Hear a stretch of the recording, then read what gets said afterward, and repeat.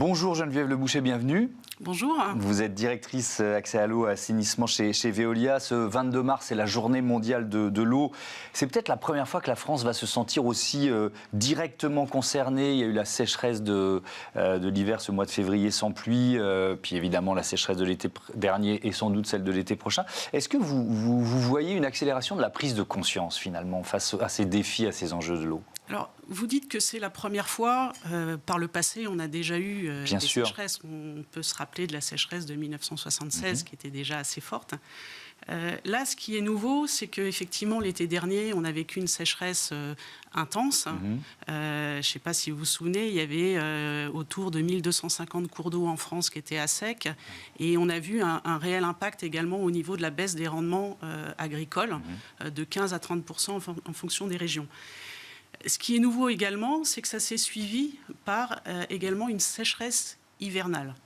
Et donc, ce qui veut donc dire qu'en ce moment, les nappes ont du mal à se recharger et que donc on risque très certainement de vivre un été 2023 qui, effectivement, sera à nouveau sec. Donc là, ce qui est nouveau, c'est en fait la répétition. Et l'enchaînement. Ouais. Et l'enchaînement des sécheresses, associé également à un assèchement très fort des sols, ce qui fait une sorte d'accélération en fait ensuite de la sécheresse. Oui, et donc je posais la question de la prise de conscience parce que cet enchaînement, c'est ça finalement qui crée une situation, je pense, un peu nouvelle. On est d'accord. On s'est souvent dit que la France était un peu un pays béni des dieux en matière de ressources en eau et qu'on découvrait des enjeux de pénurie. Est-ce que vous dites ça vous aussi ? Alors, vous parliez effectivement de prise de conscience. Effectivement, on a fait une enquête en décembre l'année dernière, une enquête qu'on a menée dans 25 pays dans le monde. Ce qui est frappant, remarquable, frappant, c'est que 76% des sondés disent être dans un sentiment d'urgence écologique. Donc il y a vraiment cette prise de conscience et la France est dans la moyenne. Alors la France, elle est dans la moyenne, elle n'est pas parmi les plus sensibilisés non plus. On va trouver par exemple en Espagne, très proche de chez nous, un sentiment encore plus fort, autour de 80% des sondés qui sont dans ce sentiment d'urgence. Ouais. Et ça va assez loin parce que du coup, non seulement ils sont dans ce sentiment d'urgence, mais également ils sont prêts à accepter des solutions qui n'étaient pas forcément entendables il y a quelques années. Et alors ça nous amène à notre thème principal qui est celui de la réutilisation des eaux usées. Et c'est vrai que là aussi, quand on fait un peu le comparatif, la France est très en retard par rapport à déjà des voisins proches, des pays plutôt du sud de l'Europe. On va citer l'Espagne, l'Italie, si on va plus loin Israël, et puis on peut aller dans d'autres pays. On a un peu voyagé grâce à vous. Ce retard, comment vous l'expliquez ? Il s'explique par ce qu'on vient de décrire ensemble, c'est-à-dire des décennies, voire plus, des siècles où finalement on n'avait pas de problème de ressources en eau ? Alors effectivement, en France, il y a moins de 1% des eaux usées qui sont recyclées, alors qu'en Espagne, on va être autour de 15% et jusqu'à 90% en Israël. Ça s'explique effectivement parce que ces pays sont confrontés, de par leur climat, à des phénomènes de sécheresse depuis plus longtemps. Et donc, ils se sont adaptés. Et c'est ce que la France va devoir faire, s'adapter. Et ça, d'une certaine façon, c'est une bonne nouvelle. Ça veut dire qu'il y a des solutions qui existent, et que d'ailleurs vous déployez depuis longtemps ailleurs. Oui. Il n'y a pas besoin de faire un saut technologique pour trouver des solutions, vous voyez ce que je veux dire ? Alors, il n'y a pas de saut technologique et je pense qu'il faut envisager ces solutions de recyclage également dans un panel de solutions. Lorsqu'on est dans un pays où il y a une tension sur la ressource, il y a un certain nombre de choses qu'il faut envisager. Premièrement, il faut continuer à protéger les ressources, c'est indispensable. Ça ne suffira pas. Ensuite, il faut également mieux consommer l'eau. Développer de la sobriété, encourager parfois à changer les usages. Les collectivités également peuvent envisager des tarifications incitatives pour pouvoir diminuer les consommations d'eau. Il faut également ne traiter que l'eau brute que l'on va consommer. Et ça fait référence à un sujet dont on avait déjà parlé par le passé, au rendement des réseaux d'eau potable. Il y a à peu près 1 milliard de kilomètres de réseaux en France. C'est énorme, 22 fois le tour de la Terre. Et le rendement de ces réseaux est autour de 20-25%. Ce qui veut donc dire qu'il y a 1 litre sur 5 qui est, entre guillemets, perdu. Il n'est pas complètement perdu, car il retourne à la nature, mais on a traité trop d'eau par rapport à leur usage. Et donc ça, il faut absolument travailler là-dessus. C'est quoi? C'est des capteurs? C'est des capteurs, c'est une meilleure connaissance des réseaux, c'est de la digitalisation, c'est du télérelevé. Toutes les techniques existent. Il faut absolument les déployer sur l'ensemble de nos réseaux en France. On a même également développé des techniques très originales, en particulier pour les réseaux qui sont, par exemple, à la campagne. On utilise les chiens.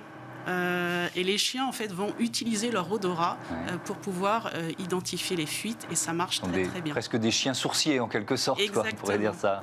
Et alors ensuite, lorsqu'on a mis en place, en fait, l'ensemble de ces solutions, on peut également développer une sorte de mix des ressources en eau. Au même titre que dans l'énergie, on va développer un mix énergétique pour ne pas être dépendant que d'une seule ressource. Dans l'eau, il faut qu'on fasse pareil lorsqu'on est dans des territoires où il y a une forte tension sur la ressource. Et ça passe par du développement de ressources alternatives en complément de l'eau potable. Alors c'est quoi ces ressources alternatives? Et donc, parmi ces ressources alternatives, le recyclage des eaux usées dont on parlait tout à l'heure. Alors, de quel pays on peut s'inspirer pour justement progresser en la matière? Alors, beaucoup de pays dans le monde. Donc, je citais tout à l'heure Israël. On a également, par exemple, un exemple chez Veolia en Jordanie, à Samra, où on va produire 130 millions de mètres cubes d'eau recyclée par an, qui va être utilisée ensuite en agriculture. Ça permet de fournir 10%. L'eau pour 10% de l'agriculture du pays. C'est énorme. Oui, c'est énorme, effectivement. Un autre exemple, on va aller de l'autre côté de la Terre, en Californie, West Basin, une usine d'assainissement où là, on va produire 60 millions de mètres cubes par an d'eau usée traitée. Et alors là, ce qui est particulier, c'est qu'on va même produire 7 niveaux de qualité différents. Pour des usages différents? Des usages différents. Donc en fait, là, il y a eu toute une analyse des différents usages qui étaient disponibles localement et on produit une eau de qualité pour chacun des usages, bien évidemment, pour un usage industriel, pour un usage agricole. On fait même de la recharge de nappes. Les qualités d'eau qui sont demandées ne sont pas les mêmes. Donc on peut recharger des nappes phréatiques avec des eaux usées, c'est ce que vous êtes en train de nous dire? On va recharger des nappes phréatiques, pas avec des eaux usées de manière directe, bien évidemment. Les eaux usées sont d'abord traitées dans les usines d'assainissement et ensuite on va appliquer un traitement complémentaire de manière à avoir une qualité compatible avec la recharge. Allez, on continue de voyager. Sur la carte, je pointe la Namibie. Qu'est-ce que vous faites là-bas? Alors, la Namibie, c'est un très bon exemple qui démontre en fait qu'il n'y a pas de frein technologique. En Namibie, on va jusqu'à produire de l'eau potable à partir de l'eau qui sort de la station d'épuration. Donc on a une deuxième usine en fait à la sortie de la station d'épuration pour produire de l'eau potable et on fournit l'eau potable pour 1/3 de la capitale Windhoek en Namibie. Et c'est un exemple qui est très important puisque dans quelques jours on va fêter les 20 ans de l'exploitation de cette usine. Ce qui démontre qu'on a déjà un retour d'expérience de 20 ans d'exploitation de ce type de technologie et de maîtrise de la qualité sanitaire. Pour appliquer tout ou partie de ces technologies et dupliquer ces exemples en France, est-ce qu'il faut changer la réglementation? Est-ce que c'est ça le point de départ? Alors effectivement, on parlait, donc parmi les freins, il n'y a pas de frein technologique, on l'a dit. Il n'y a plus de frein d'acceptation sociale, on l'a dit, les citoyens sont prêts. Il y a 83% des Français qui sont prêts à accepter ce concept de recyclage des eaux usées. Parmi les freins, il y a effectivement la réglementation. On a une réglementation en France qui est peu lisible, qui est complexe. On va avoir également des vides réglementaires. Par exemple, on parlait tout à l'heure de la recharge de nappe. La réglementation française ne dit rien par rapport à cet usage qui serait la recharge de nappe. On a également une réglementation qui est un peu en silo. C'est-à-dire qu'on va pouvoir trouver pour des usages précis une réglementation bien précise, mais bien souvent pour la viabilité des projets, il faut envisager, comme à West Basin, que je vous citais tout à l'heure en Californie, plusieurs usages pour pouvoir rendre le projet viable.